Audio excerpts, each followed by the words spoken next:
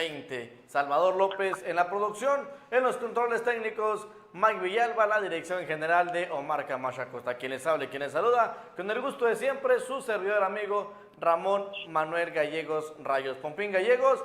El día de hoy hablaremos del deporte ráfaga, el deporte del baloncesto. Y el día de hoy...